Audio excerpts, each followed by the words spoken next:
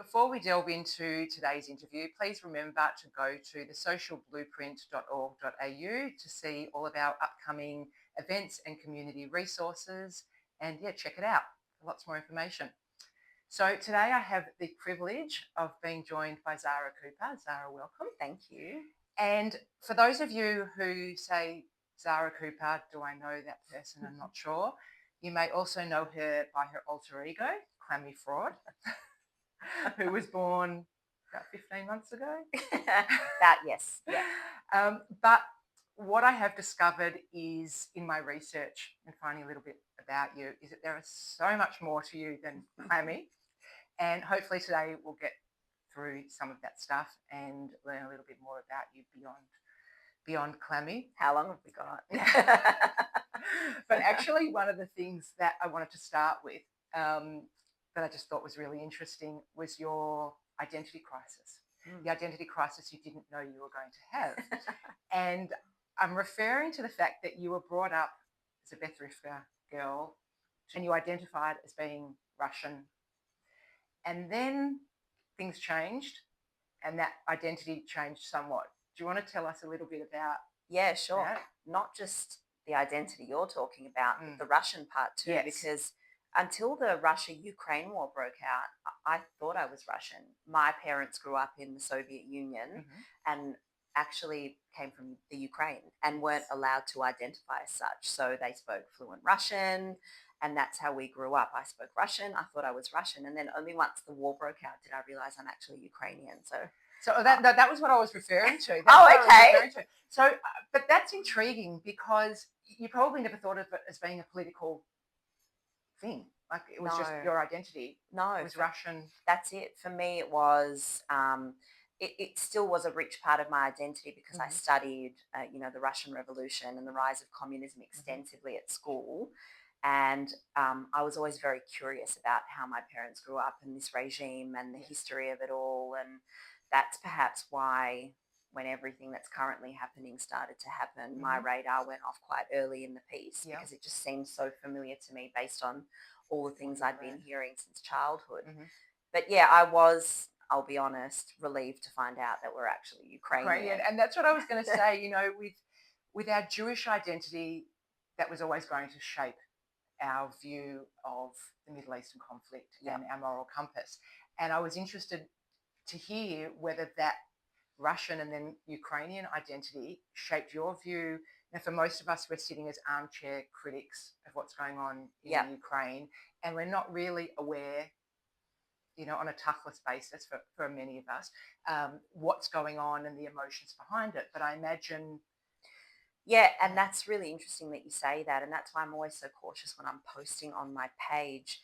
We get fed such narratives. The media is so biased, and people here thousands of kilometres away who have no skin in the game. In the same way with that war, they actually have no idea what it's all about, the history that led up to it and everything that's really going on. They just swallow what they're told by the media. So being of Ukrainian descent, I get to hear a much richer perspective and a more diverse perspective. And I learnt very quickly that we've been, social media, what it leads us to do is to just pick a side. There's no nuance anymore. It's like, this one's good, this one's bad, and there's nothing in the middle. And I have my own opinions on this war, and they are probably more complex and nuanced than most people because of my background. But I never actually post about it with authority because I don't have skin in the game. I don't have authority, and I'm very conscious about hearing people's perspectives and not rushing to rash judgments like most people do.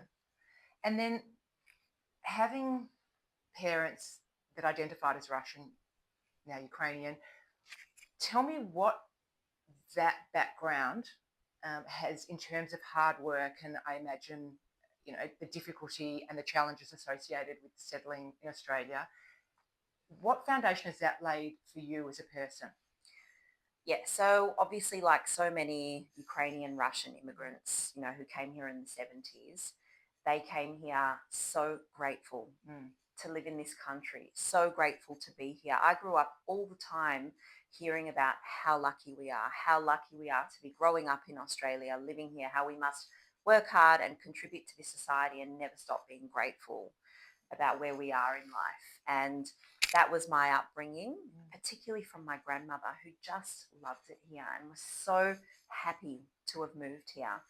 My father, and I'm pretty grateful to him for this, he was quite adamant that we assimilated and we grew up Australian and we spoke English at home more than Russian to develop our, Australian accents. Mm-hmm. He was quite adamant that we grew up with this culture at the forefront and our Russian, Ukrainian heritage part of who we are, but not at the forefront because we're Australian. And yeah, I'm really grateful for that. So, because I know, unlike a lot of Russian and Ukrainian immigrants, I didn't get teased for an accent. I didn't get teased for being an outsider. I didn't get othered because I never had that accent and I never sort of presented as being, not that I'd be ashamed of it, but I think it did save us a lot of the experience that others may have had.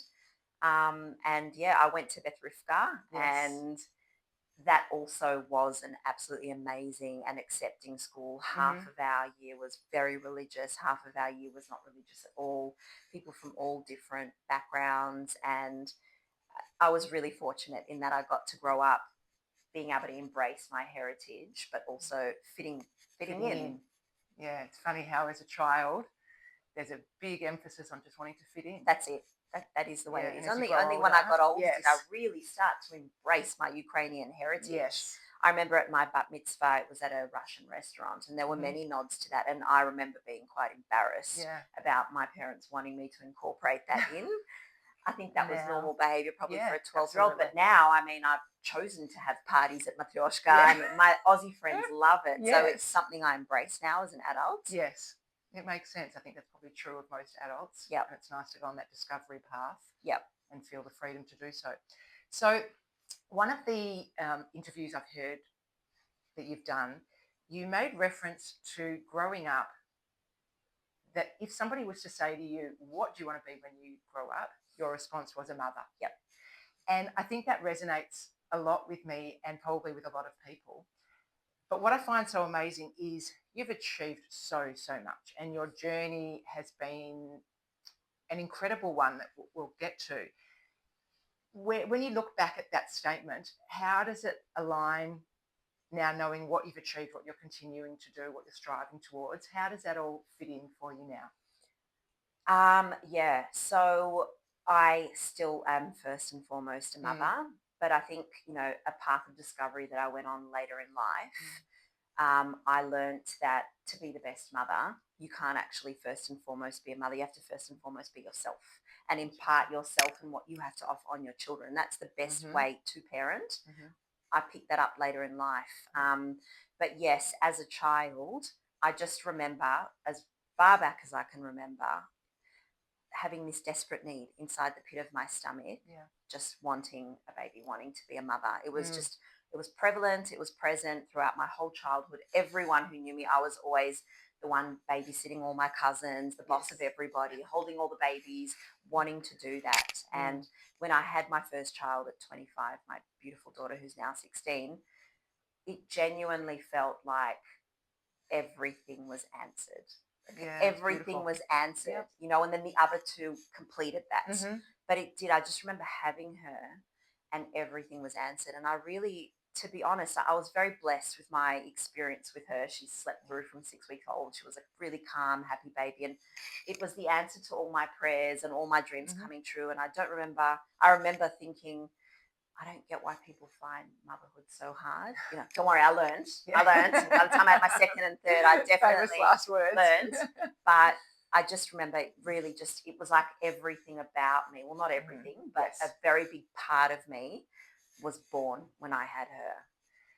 And what I find really interesting is that you started as a corporate lawyer. And when you talk about being 25 and having your first child, career suicide, you weren't sitting around twiddling your thumbs at that point in time. Yep. So you started as a corporate lawyer, as I said, in a corporate law firm. Yep. I'm getting these vibes. A very big one too. Yeah, and I hear you. Of just looking around thinking, this isn't what I want to be doing. This isn't the lifestyle I want to be leading. And then you jumped into your own law firm. Yep. That's a massive jump. You were young. Yep. How did you arrive at that decision, and how did you make that transition? It was such a tumultuous time because I left the big law firm when I was 28 weeks pregnant with my second.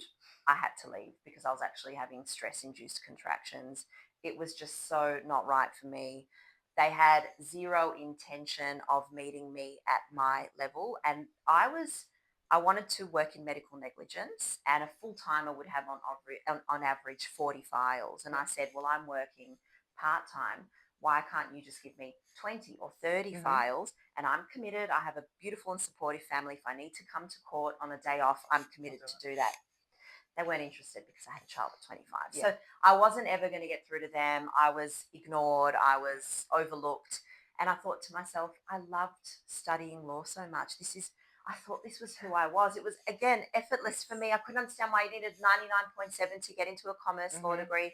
It was amazing. And is this really what that has led to? Yeah. And it was a really hard time, and I left 28 weeks pregnant on stress leave and never came back. By the time my second child was 5 weeks old, that's when I started my own law firm. And in between all of that, I had to get my gallbladder removed in urgent surgery. I had severe mastitis. I had shingles on my eye.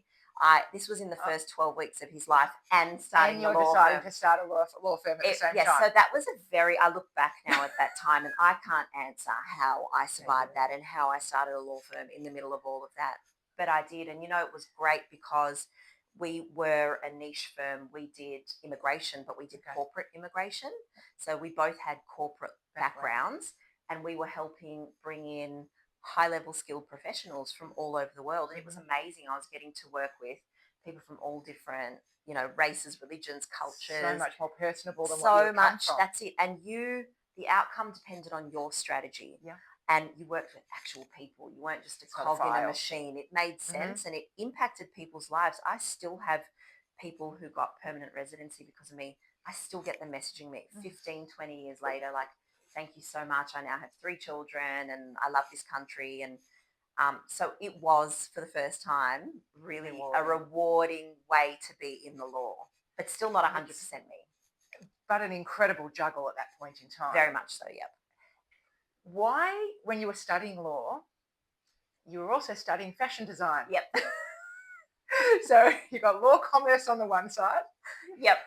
I actually did fashion when I was doing my articles. Okay. So, yeah, I know. Because what else do you do when you're doing your articles? I know. Okay, so why fashion design?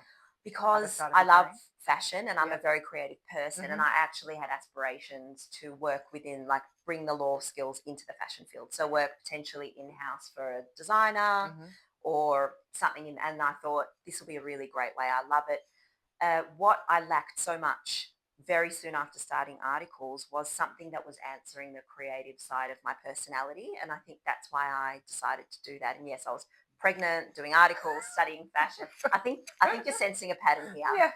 I like to load my plate up. Yep. So it was definitely giving me that, it was speaking to the creative side of my personality and my brain. And that was what I intended to do with it. But of course, that's not how it panned out. So you're at that point running your own law firm, and then you come across PaperKrane shoes. And PaperKrane at this point was a new... My business partner sewing baby shoes in her study. Okay, so tell us a bit about how you entered into the world where that would become your next business. Well, that's a fun story too. So I had my third by then, and I was running the law firm. But also, again, like I said, it was great.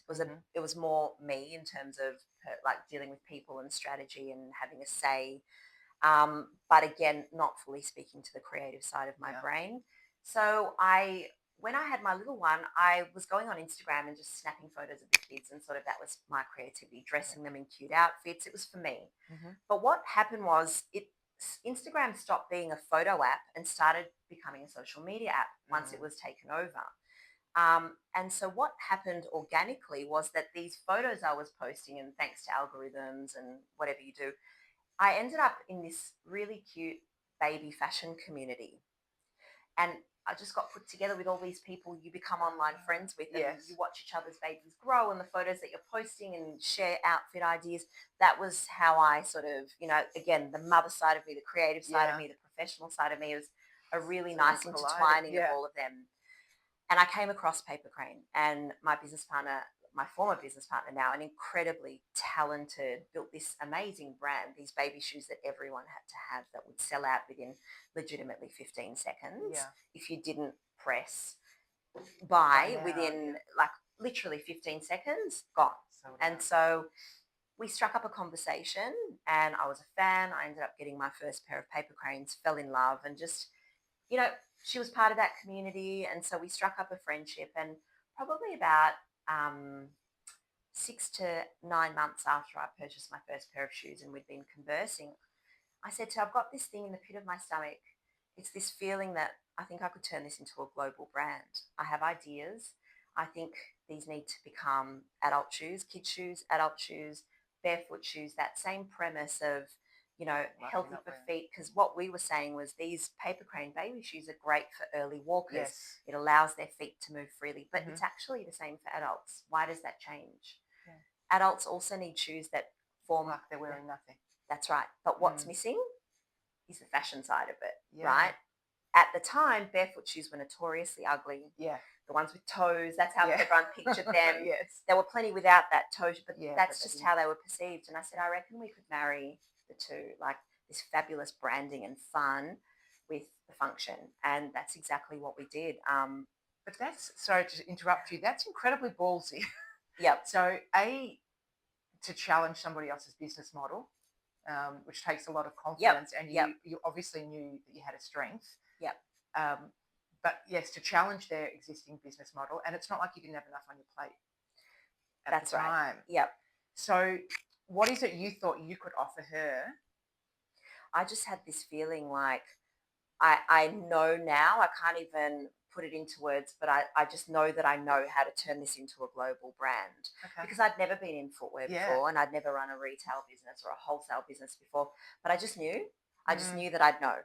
And so, bless her, she went, all right, I'm going to give this a crack. And didn't challenge you. Didn't challenge me at all, and was like, I think you're right. And I think, yeah, I'm going to trust you, and let's give it a go. So I wasn't ready yet to make the financial leap and go, I'm giving up my livelihood to do this. So I kept having 3 kids, kept running my law firm, but then also started researching footwear production, manufacturing, all the laws, how we would do this, how we would, Yeah. She'd already built a brand and a website. So the beginnings were there, which was great.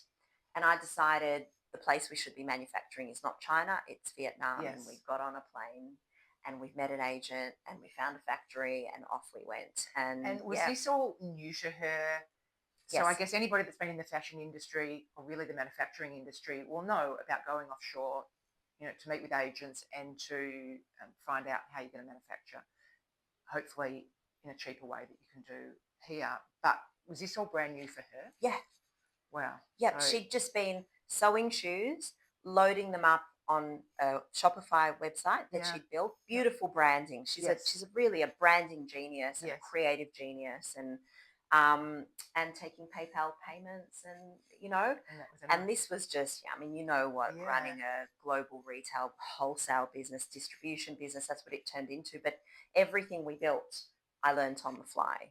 Wow. And with research, I drafted all our international manufacturing contracts. When we worked in collaboration with artists, I drafted all those contracts to work with the artists. And it was just me learning the law that pertains to that particular area, drafting it. Sometimes if it's highly specialized, getting some outside advice, but then just piecing it together. And your legal expertise was really, it's been very handy. becoming very extensive in areas that you would just never have thought of to start with. Yep.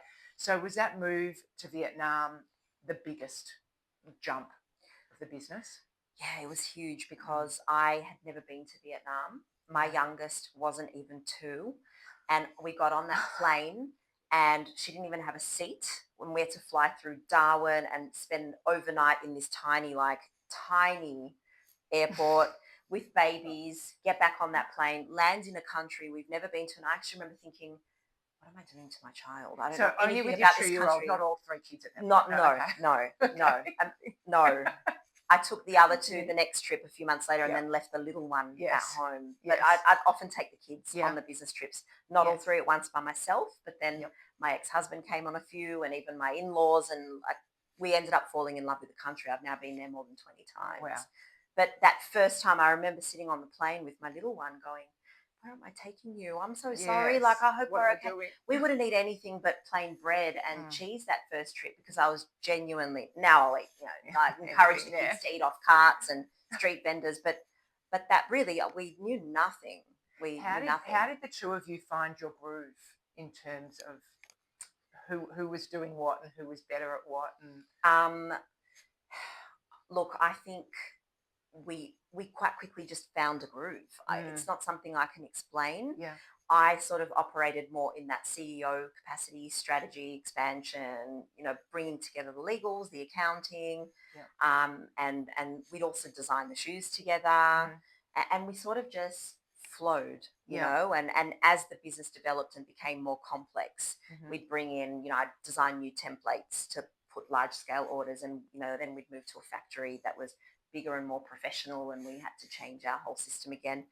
Literally 100% of it was learning on the fly. Yeah. It was just instinct and learning on Were the fly. there any business mentors at this point, or mentors full stop at this point for you? Not really. None that along the way, Yeah. along the way. And again, thanks to social media, you are privy to a lot of how people do things. People are very open and transparent on their accounts. So I followed a lot of people, and I've always been fascinated by biographies of really successful business people, and Steve Jobs, and I would read these biographies, and I just really understood these people, and what it takes ultimately is most of us can do most things, right? What separates the people who do it and don't is just that grit. Yeah. That I'm going to do it, and you're going to get knocked down so many times, but you just got to get back up and keep pushing and keep finding alternative ways to do it if that first way doesn't work. Yeah. And that's truly how we did it. We made so many mistakes along the way. Yeah. There were missteps. I look back now, and what it became, but I think that was a necessary part. You either get up and learn, or you don't, and that was pretty phenomenal. So in between all of this, or I guess a few years down the track, you, I guess in a sense, blow up your personal life. I was waiting for that. Well, and I actually wasn't going to go there. But it sort of highlights a few things, and it raises some other questions that I want to ask you later about the impact of what you're doing now. So you've married your high school sweetheart. You made reference to your ex-husband. You've married your high school sweetheart. You've had 3 beautiful kids. And then you decide there's something missing, or there's something not right. Yeah, it's probably with my high school sweetheart, my ex-husband. When I met him, I remember feeling for the first time, maybe I am normal after all. So the context of that was during my teenage years, I never felt normal. I never felt like the rest of my friends who could just effortlessly go to a party and kiss a guy and do those normal things. I didn't want to do it. And if I did do it, I always felt disgusted and like it wasn't me, and I couldn't understand. And then I met my ex-husband, and we just were like best friends. Yeah. I just knew straight away the night that I met him, and you can ask my mum because I told her I'm going to marry this guy and we're going to have kids. It's the weirdest thing, and I can't explain it. But something always from day one didn't feel right for me, and I always put that down to that's just me. Maybe some people are born missing a particular gene. Now in hindsight, I go, I had such motherhood blinkers on. I was going to, I knew that if I didn't find a guy, I would do it myself eventually, or I would do it. But I just knew that this is the path. If that doesn't work, that's the path. I'm having kids, and never did it cross my mind, or in fact anybody who knew me, that I'm gay. So that, because I never felt abnormal in one sense, but was like, well, that would feel right. That didn't happen until it happened. And so that's when it all started. And so when it started, was it a light bulb moment where you went, this is what? It was actually a slow burn because I think when it actually happened miraculously was when I had my third and felt I'm done with having kids. And it's So the almost like shift. that feeling of completion, Yeah. that end of that chapter of my life, when the universe then went, okay, well, maybe now it's time to discover who you really are. Yeah. And I had a best friend, you Yeah. know, and my relationship with her started to shift into non-platonic feelings, which were bizarre and new to me. And, you know, I'd be sitting in my car, our kids went to school together, and I'd be unconsciously looking into my rearview mirror to see if she was there. pulling up. And I thought, what the hell am I doing? Like, why am I suddenly... Did you verbalize it? Not at first. I did to others, in Yep. fact, including my ex-husband. I was like, I don't know what's going on with me. I'm What was acting his like... response? The whole time, even till the very end, he was like, "This is just, it's not, Yeah. it's not that. It's, you Yeah. know, it's." I think, he didn't want to hear Yeah, that, and I understand that. genuinely, I just think he didn't think it was that, Yeah. you know. Yeah. And us two, you know, it just so happened that was reciprocated, and she was in the same predicament, married with 3 kids, never had these feelings. I just think we bounced off each other in that way, and it developed, and then eventually it ended up coming out between us that that's how we both felt. And of course it was a really confusing thing, but I was very, very open about it with my family, with my friends, with my ex-husband.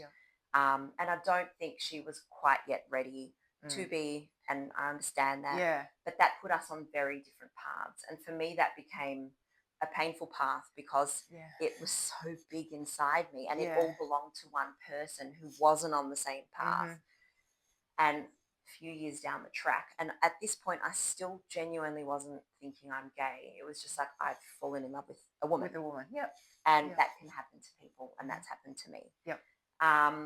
But then it got too big, and I remember sitting her down, I think it was a Friday or a Thursday, and I said, I can't play this game anymore. I can't contain this anymore. I thought it was all about you, but I'm actually starting to think it might be about me.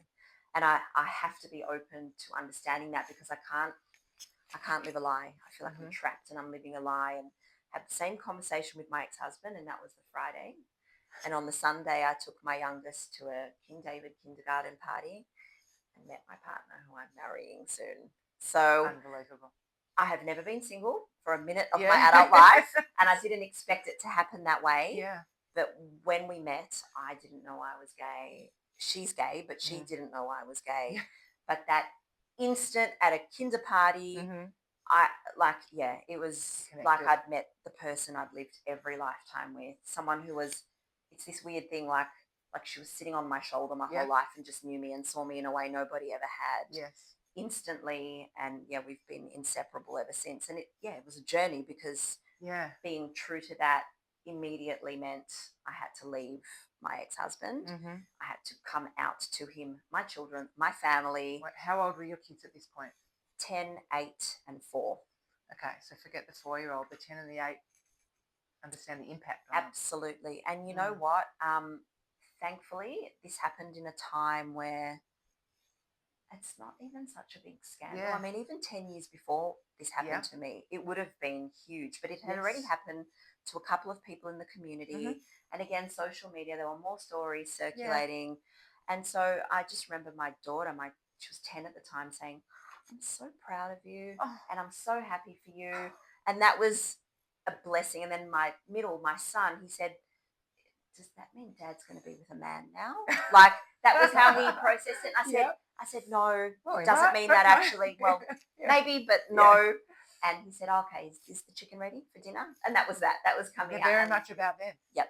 And my little one, she's grown up. Gay is just another version of anything for her. It's not even a Mummy's mum. thought. Yeah. And as I said, I bring all of that up. A, it's interesting, but B, because I guess in a sense, unknowingly, you've ended up opening yourself up to so much more since the Clammy Fraud stuff started. Just people cling on to anything as a target, and if they can throw mud and hope that it will stick.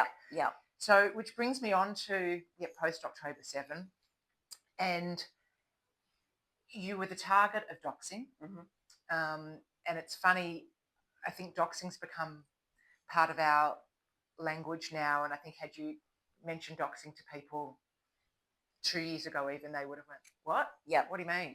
So tell us about, because you had been a target before The the WhatsApp. Feb Yep. WhatsApp group. Yep. So tell us about that. So my page, Clammy Fraud, Mhm. I mean, it's obviously a nod to someone whose Yep. name I perceived to be the poster child of everything wrong that was Mhm. going on online in the wake of October 7th. Yeah. I was seeing it, I considered myself a feminist. Now, of Mhm. course, I didn't prescribe to that particular man-hating extremism form of Mhm. feminism, but you see yourself kind of on the same side as these people, same as the LGBTQ community. Mhm. I was in shock when I saw what I saw online and the Yeah. toxicity of it all. So I started my account, and the only reason I started it anonymously was not because I was afraid for myself. Mhm. It was because I ran a business with a business partner Yes. who was not involved in this. I did not want to put her in the firing line of this because that's what they do. They go for your livelihood Anything first and personal. Yeah. foremost. Anything personal. So let's say October 8th, your business partner, not Jewish. Yep. How does that conversation go? It wouldn't be something that you would have discussed before in terms of your moral values on this. It's not something any of us would have thought about beyond you're Jewish, so be it. Had you had conversations with her in the immediate aftermath of October 7th? It's been very complex with her. Okay. A big part of our business, she's very lefty, so a Mhm. big part of our business was doing collaboration, supporting the Indigenous community, supporting the LGBTQ community. She was a fan of Clementine Ford, of Constance Hall, all these people that I cover. And I would say, yes, very much more seeing the Palestinian perspective rather than the Israeli perspective. Okay. And I found that very, very confronting Yeah. because particularly these people, what I find hard to deal with is that they justify their stance based on their humanity.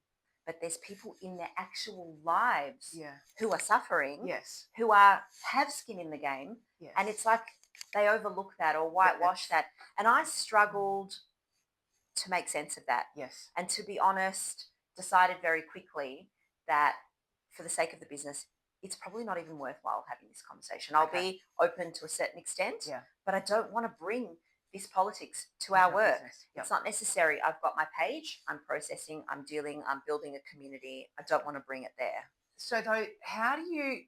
And I think for pretty much all of the Jewish community, all around us, I think that we were all falling down that really dark hole post October 7. And in fact, down that dark hole is how I came across Yep. your page. Yep. But how did you make that leap to, so you're seeing the immorality, I guess, of the likes of Clementine Ford, who you've named before. How do you then say, okay, I'm going to I'm going to start a page up.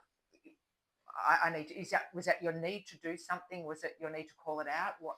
So first, I felt like I was saying things and I was saying them in a way that people were writing me DMs. I was saying it through my personal account. Yep. You're distilling this and you've got this eloquence and you're saying what I feel and I can't say, and thank you for doing that. And so I started to find the community within my own followers on my own personal page. But it didn't feel like enough because it's an echo chamber. And I wanted to come out and I wanted to take it onto a forum where I could publicly have this conversation about this hypocrisy, this bigotry, this racism by people who are against racism, these people who are for humanity but not for Israeli humans. Yeah. And I needed to come out and talk about that. And very quickly talking about it was also not enough for me. And that's when it started to evolve into I need to do something about it. And So I'm assuming there was a fair amount of hate coming your way. yeah, it still is. It's a daily occurrence. When it first started, how were you feeling? Yeah, the first time it happened was huge. The two people who doxed me, Constance Hall, Clementine Ford, between them have, almost 1 million followers. They were repeatedly posting, Clementine Ford, but Constance was sharing it, photos of me, my children, my business partner, my partner, articles, the works at tagging my business.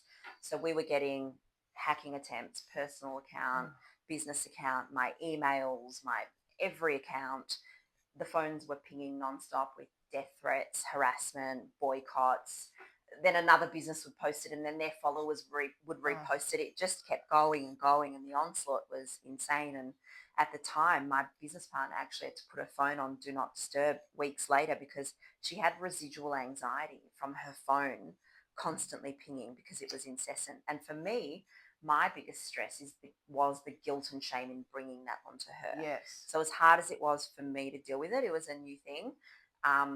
It was the shame and guilt of bringing that on her, even though I went anonymous and tried to avoid that. And I think there was a little bit of underlying, you did this. Yeah. And it was a really hard thing to deal with mentally from that perspective. Yes. So yeah, it was a very shocking thing to go through. At any point did you think, I can't do this, I'm not doing it anymore? No, immediately, like most things, I saw it as an opportunity because I was like, here's an example of what I'm saying is wrong. Yeah, and now you're I'm doing not it. just going to go away. Like, you don't get to bully me for saying things you don't like. Now, I know in myself how bullies operate. The second you stand up to them, they claim you're a bully. Yes. I'm not a bully. I'm reposting what you're saying. And I'm using incisive humor because it's pretty depressing content. So what are we supposed to do? Yeah. This is how we're going to address it. And I'm going to keep saying you're wrong and it's not cool and you're saying bad things and you're doing bad things. And here you are attacking me for doing something you don't like. You don't get to do that. And here's me posting you attacking me. And it just... Yeah, so I just kept pushing back against it because that's the playbook. The second you have strength and the second you Suddenly defend you're the yourself, bully. and I find even people who are on your team and support you, the second they feel I think because we're conditioned these days with how the world works, everybody likes to divide the world into oppressor and oppressed. So when you do stand up for yourself and you show some strength and you no longer act like a victim, Suddenly they don't put you in the victim camp anymore. So suddenly, well, what camp should I put you in? There's only one other one, right? Okay, so now you're a bully. Yeah. And that's how it worked. And I was like, absolutely not. I'm just not going to let that narrative prevail. Yeah. You can keep referring to me in that way. It's not going to stop me. How does that though? How do you balance that with the cost, the personal cost? You chose it. Your kids, your ex-husband, your current partner, they didn't choose it. How do you deal with that? Yeah. So my kids were pretty. My ex-husband, he found out through his partner who saw it. And she came to him and said, oh, my God, and he called me and he goes, what the hell is going on? And I sort of had to calm him down. And then the kids heard him saying that. And my teenager was like, what's going on? Why is my photo? And I said, guys. Are they on social media? They are. And they follow my account. Yep. And they, look, they're teens, so they're not that much on Instagram. Yeah, they're primarily their on... algorithm would be different. That's it. So they didn't actually see it firsthand. They heard it firsthand. And so it was a lot of calming them down and saying, this is their playbook.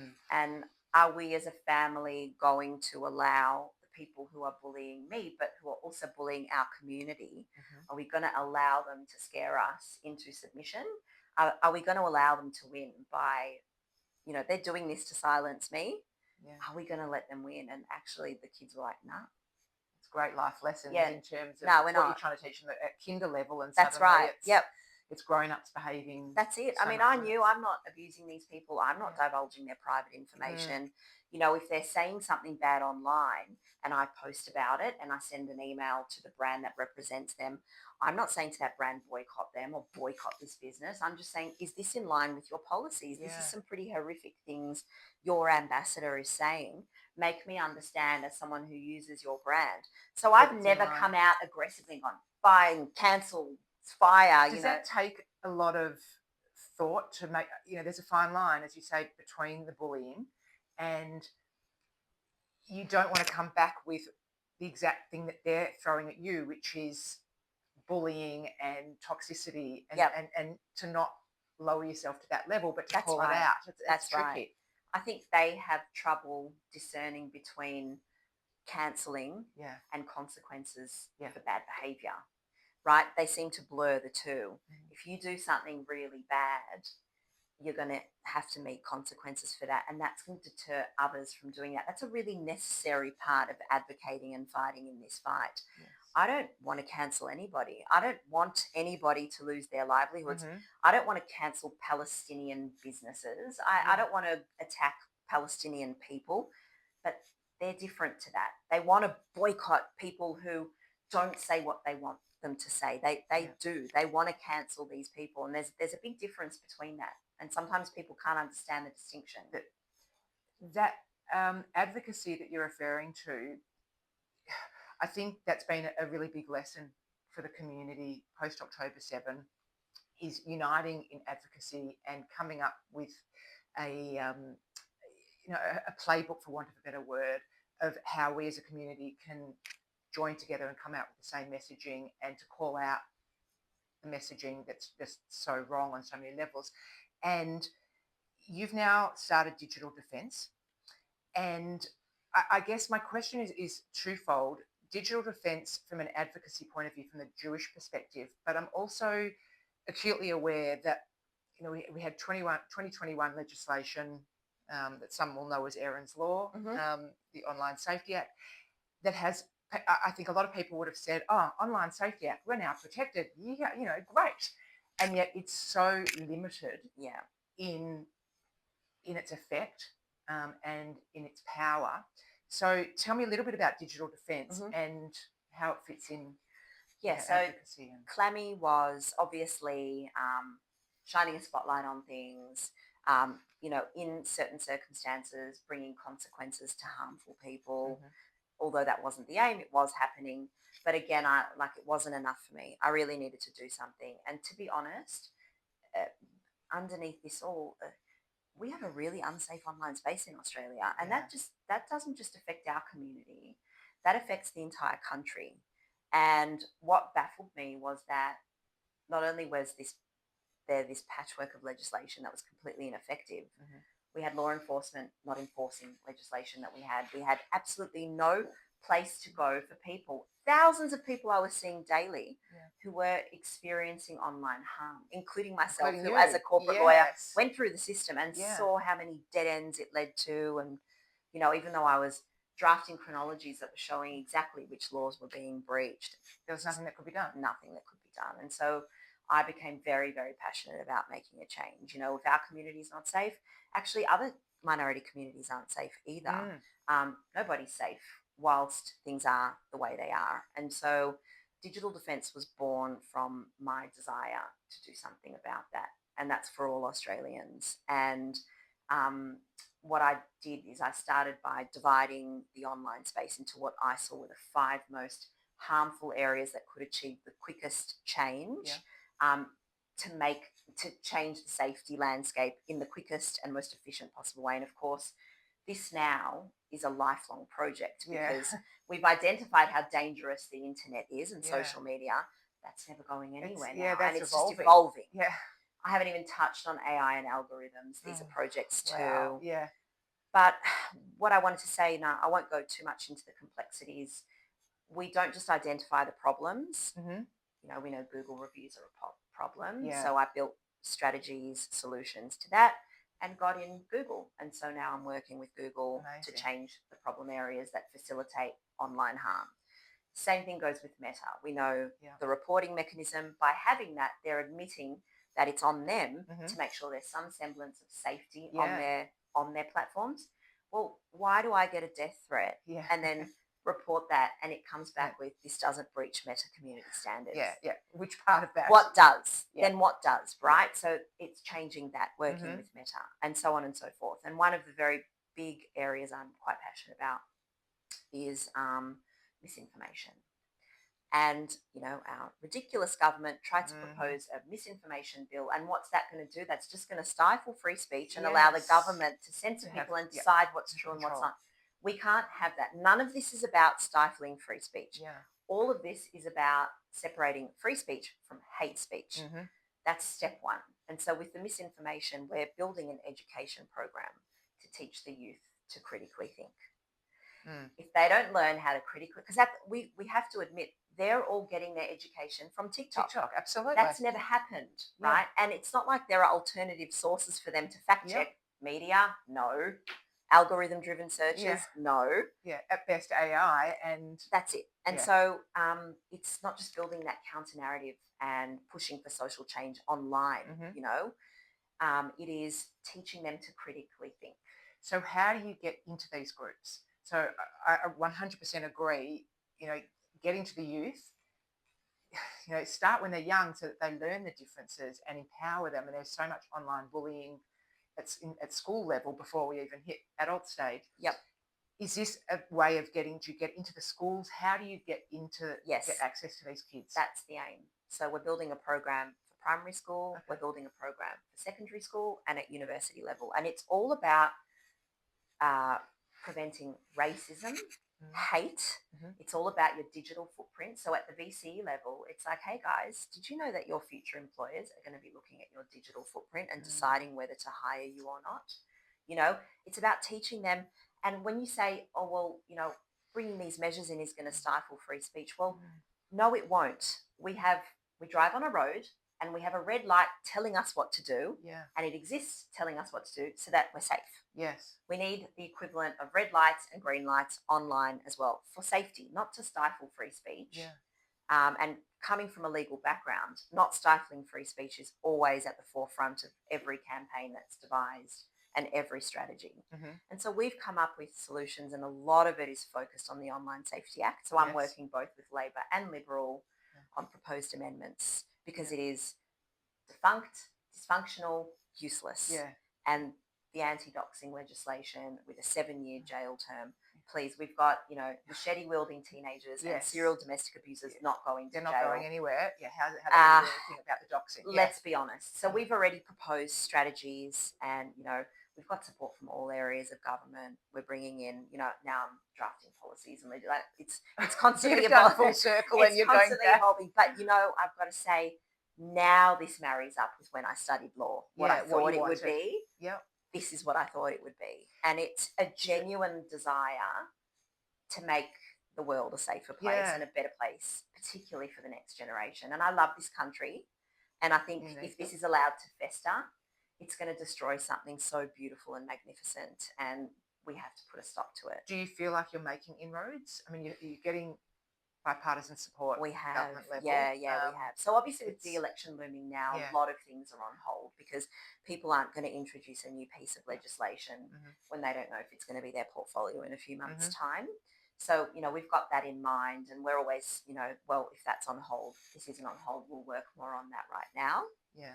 So, but yes, there's the desire here is to make the online space safer. There isn't a person here who will tell you it's currently safe and great as it is, including people who are using it to abuse. They're also going, well, you're bullying me online. Yeah, so protect me. Great. If that's fact, then you should support these proposals too. So bringing it back to the Jewish community, there's obviously so much work to be done to try and minimise the hate speech and the anti-Semitism that we're all experiencing and witnessing. How are you doing that with digital defence in terms of, at a tachlis level? There's a lot of organisations, everybody wants the same outcome, but we're all getting there in different ways. Yeah, well, how do we collaborate to do all that? The online space is the epicenter of all anti-Semitism. That's our priority, to change that. But like I said, we are a very small percentage of the population, and the things that will make us safer will actually make everybody safer. I'm in it for everybody. And I think it's really important for us to stop just seeing everything from our own lens, because I'm not going to even go into now, the socialist Marxist movement that actually underpins all of the things that we're seeing. And it's been married up now with people who want to destroy the West and Western values. It's genuinely at stake, and it actually affects everybody in this country. And I am very passionate about bringing in protective measures into the area that is the epicenter of all this misinformation and toxicity, into doing something right there at that central point that will make all of us safer. And it is very important for our community to invest in that, because it's just as important for them as for others, but it is very important for our community. For ours, but the flow-on effects will be far broader than an Australia that everybody's proud of.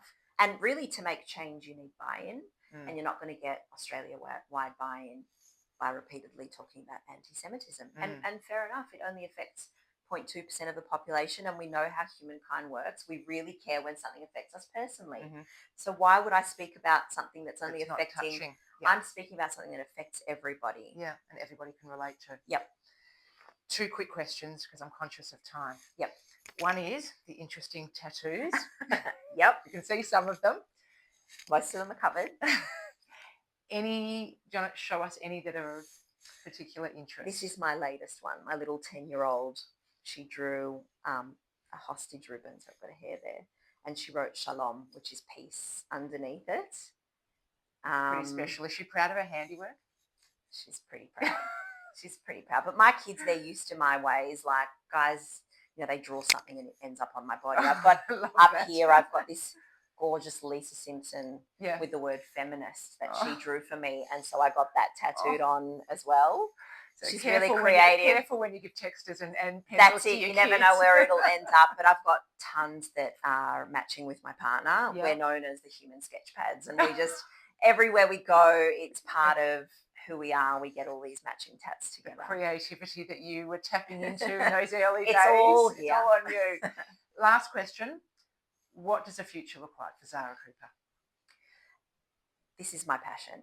Okay. Making the online space safer for this country. Yeah. Like I said, I think it's going to be a lifelong project.